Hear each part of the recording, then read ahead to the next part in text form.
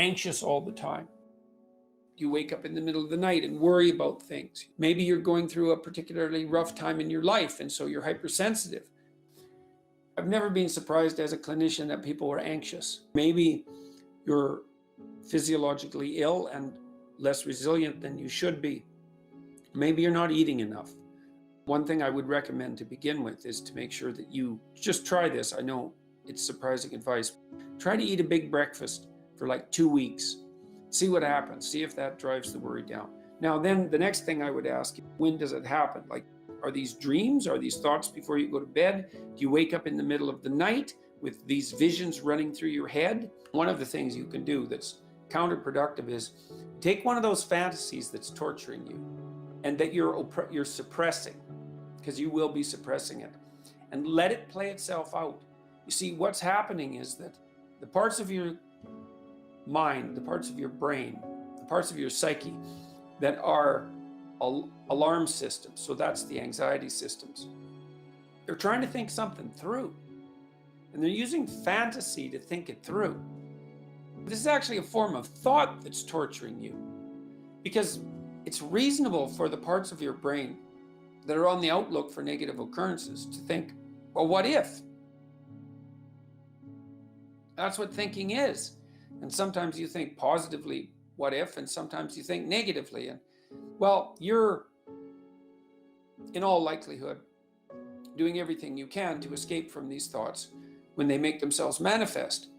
But all that does is make the systems that are producing those thoughts even more likely to produce them, because now they think, the alarm system thinks, oh, well, here's a danger, and I'm trying to present the active agent, the person who I inhabit, with evidence of this potential threat, as a good alarm system should.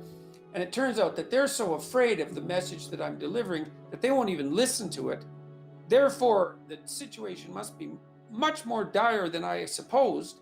I'm going to have to amplify and increase the emotion of my statement and the repetitiveness of the thought. And so that's just not helpful at all. Because what you've done is you've taken a worry and you've now recategorized it as a worry that's so terrible that you won't even think about it. And so now the alarm systems think that you're being chased by he who can't be named. That's a good way of thinking about it, and a good allusion to something popular in culture. And so they're just going to be screaming nonstop. So what do you have to do? There's a couple of things you could do. You could start by bringing to mind those fantasies. Sit down somewhere, take some deep breaths, try to calm yourself down a little bit, and let those thoughts come forward. You know what they are. And then watch them like you're watching a movie. Even if it's a horror movie, watch them. Let the whole fantasy play out and see what comes out at the end. It's going to be frightening to do this. Even if the vision is quite horrific, right? The entire thought is quite horrific. You have now indicated to your anxiety systems that you have enough courage to face the worrisome event. And just that alone should be helpful. Now, you may have to do this multiple times, and you might have to do it with all the thoughts. You'll know that you've done it enough when doing it starts to become mundane, when all the emotion goes out of it. And if you're particularly frightened, that might take a long time. Now, the other thing that you might really consider, and this is something you can do as an adjunct, is you should think about what you would do if this would happen. It's a hell of a thing to bear that kind of responsibility. It takes a person out of the ordinary. It takes them out of themselves. And, you know, as if it happened in real life, and to take even the worst case situation. And then the question is, what would you do and what should you do? And the answer is, you don't know. You think that would be unbearable and the end of the world. It's not surprising that you think that, but it's not helpful. You know, because people have to live through catastrophe. It's incumbent upon you to develop the psychological strength to be able to tolerate what it is that you're anxiety alarm systems are tormenting you with. And you might think, well, that's impossible, but it's not impossible, because people live through catastrophe. And they do that in large part by discovering that there are darker and stronger forces within them than they might be willing to appreciate. And that one of the consequences of integrating those forces is that you have the strength and the cruelty, in some strange sense, to endure, to dare continue to live, even if the unthinkable happens. And it's no simple matter to think of that as a moral step forward, but people are called upon to be strong, and strong in the face of the worst catastrophe.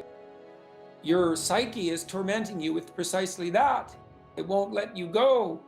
It'll shake you like a dog shakes a rat. It won't let you go until you deal with it. You deal with mortality. You have the freedom to choose which of the two difficult paths you're going to choose, and the one that involves voluntary confrontation with what tortures and torments you. It's rough, man, but I'll tell you, it's a lot better than living in constant worry. That's the pathway that's going to lead back to the stability that you need. You don't want to bite off more than you can chew, but it doesn't mean that you can't wrestle with part of reality, some part that's small enough so that you have a good shot at victory. And then you attain victory over some small part of the chaos, and you find within you what would allow you to withstand that, damaged or not, to withstand that. You do that by letting yourself go where your thoughts take you, even though you don't want to.